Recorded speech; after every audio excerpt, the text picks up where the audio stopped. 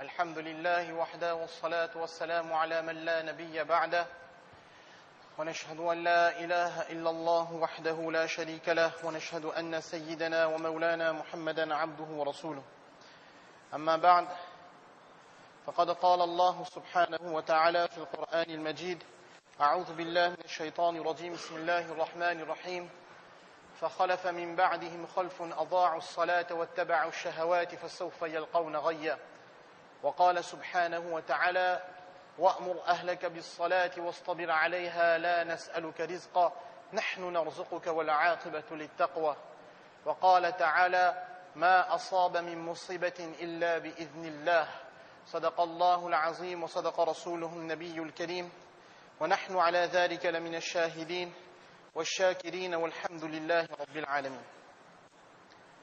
Mes chers frères, toutes les louanges, les gloires et remerciements reviennent à Allah subhanahu wa ta'ala, le clément, le tout miséricordieux, qui nous a donné la chance d'être présents dans la maison d'Allah subhanahu wa ta'ala en ce jour béni de Jumu'ah.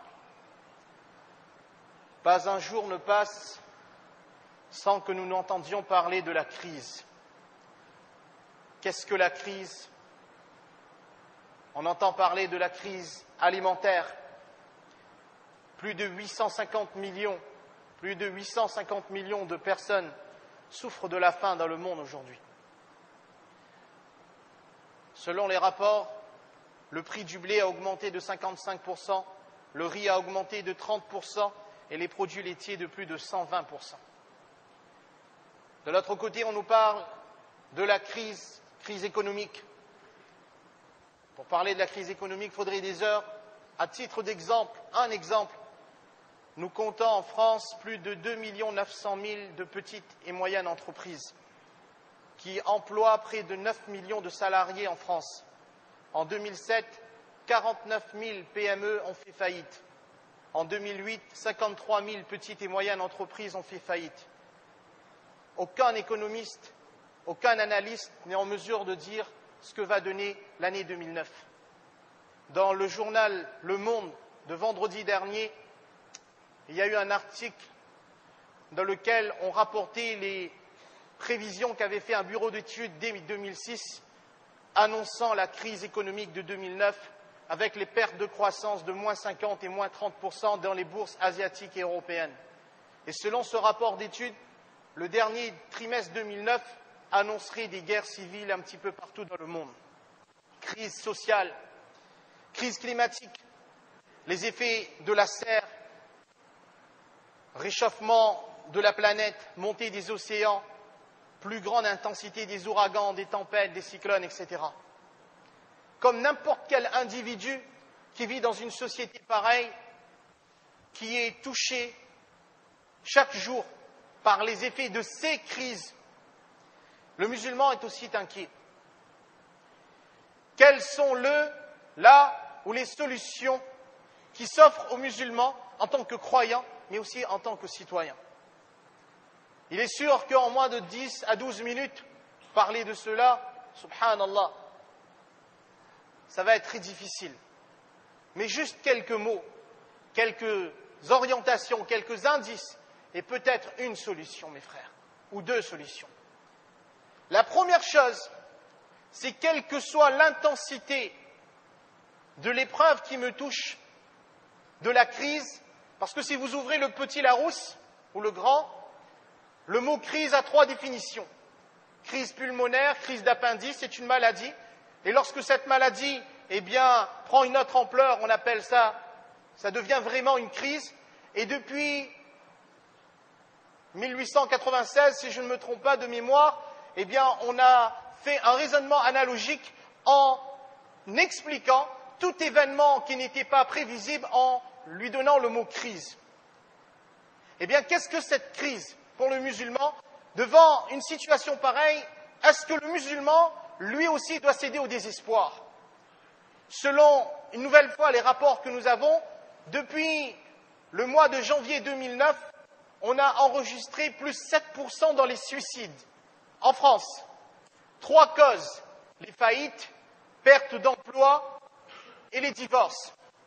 Est-ce que la solution pour le musulman, c'est de céder dans une déprime, dans une détresse, dans le désespoir. Non. Parce que la différence entre le musulman et l'athée, entre le musulman et celui qui croit en plusieurs dieux, c'est que le musulman, il a Allah. Et depuis que nous sommes enfants, nous n'avons eu cesse de répéter « Amantu bil qadri khayrihi wa sharrihi min Allah ta'ala » que j'amène foi que le destin, bon ou mauvais, il vient d'Allah subhanahu wa ta'ala. Quelle que soit la situation qui me touche, elle vient d'Allah. Dans le verset que j'ai cité en préambule, Allah subhanahu wa ta'ala, il dit « Ma asaba min musibatin illa bi'idhnillah » Jamais une épreuve ne vous touche si ce n'est avec la permission d'Allah subhanahu wa ta'ala. À l'origine, quand j'avais vu le calendrier des tours du vendredi, je m'étais dit, mais chouette, on est dans le mois de Rabi'ul Awwal, je parlerai de la vie du prophète sallallahu alayhi wa sallam. Sujet très facile. Malheureusement, l'actualité veut qu'il faut parler de cela. Mais si nous jetons un regard, ne serait-ce que quelques minutes, sur la vie de Rasulullah sallallahu alayhi wa sallam, mais sa vie est une suite d'épreuves. Sa vie, c'est une suite d'épreuves. Muhammad sallallahu alayhi wa sallam, fils de Abdullah, fils de Abdul Muttalib, fils de Hashim, fils de Abd al-Manaf, fils de Qusay, fils de Kilab, etc., devient prophète à l'âge de 40 ans. Et Allah subhanahu wa ta'ala, lors de la première révélation, le prophète sallallahu alayhi wa sallam est angoissé, il va chercher refuge auprès de son épouse, c'est une angoisse, qui le dirige vers son cousin, Waraqa ibn Nawfal, qui va le tranquilliser, et puis il n'y a plus de révélation. Angoisse, est-ce que j'ai rêvé? Est-ce que c'était des hallucinations? Lorsque le prophète sallallahu alayhi wa sallam est éprouvé, il décide de retourner dans la grotte de Hira pour méditer de nouveau, et puis qu'est-ce qui se passe? Il reçoit la révélation de nouveau. Et là, c'est là qu'il va voir son épouse, il dit enveloppe-moi. Et Allah subhanahu wa ta'ala révélera ce verset, oh l'enveloppé. Et puis Allah tabarak wa ta'ala lui donne l'ordre, ô Muhammad, avertis les gens de ta famille. Et le prophète sallallahu alayhi wa sallam commence la prédication en secret pendant quelques années. Puis Allah subhanahu wa ta'ala lui dit, fais la prêche ouvertement. Et là, on assiste à l'attaque terrible de la part de Abu Lahab et de ses sbires. Lorsque survient l'an 7 à l'an 10 de la prophétie, Rasulullah sallallahu alayhi wa sallam ainsi que ses proches sont l'objet d'un boycott. On n'a plus le droit de leur donner des vivres, on n'a plus le droit de leur donner des boissons. Il y a des enfants qui sont là, il y a des vieilles personnes qui sont là, les proches du prophète sallallahu alayhi wa sallam sont là. Dans l'an 10 de la prophétie, son épouse va décéder, son oncle va décéder, et ce sont des épreuves terribles. Est-ce que le prophète sallallahu alayhi wa sallam à un moment se pose la question, mais je suis l'aimé d'Allah et il m'arrive des situations pareilles? Est-ce qu'il va dire que pourquoi est-ce que Allah il m'éprouve? Puisque je suis sur le vrai chemin, sur le droit chemin, il accepte l'examen venant d'Allah subhanahu wa ta'ala. Il accepte l'épreuve venant d'Allah subhanahu wa ta'ala. Jusqu'à ce que les musulmans qui sont touchés, eh bien, dans le surah Al-Ankabut, Allah subhanahu wa ta'ala, il interpelle les musulmans. Il leur dit, croyez-vous que vous dites que nous avons amené foi et que vous ne serez point éprouvés? Mais cette épreuve, elle va durer jusqu'à quand? Eh bien, Allah subhanahu wa ta'ala leur rappelle l'histoire de Nuh alayhi salatu wa salam. وَلَقَدْ أَرْسَلْنَا نُوحًا إِلَىٰ قَوْمِهِ فَلَبِثَ فِيهِمْ أَلْفَ سَنَةٍ إِلَّا 50 عَامًا. C'est sur l'autre côté de la page. Il ne faut pas aller chercher loin. Il dit que Nuh, il a été éprouvé pendant 1000 ans moins 50, 950 années. Il a été éprouvé, lui. Et à aucun moment, il n'a faibli. Alors les sahaba se disent, ok, on va tenir. Et puis Allah subhanahu wa ta'ala donne l'ordre de l'immigration. Et là, les musulmans vont émigrer. Et lorsque survient l'émigration, c'est une nouvelle donne. Organisation d'un État musulman. Organisation de la vision de l'islam. C'est là qu'arrive lors de la salat, lors du jeûne, la zakat, le hajj, etc. Ça va arriver dans cette période-là. Et dans cette première période, il y a entre 150 et 200 personnes seulement qui embrassent l'islam. C'est une grande épreuve.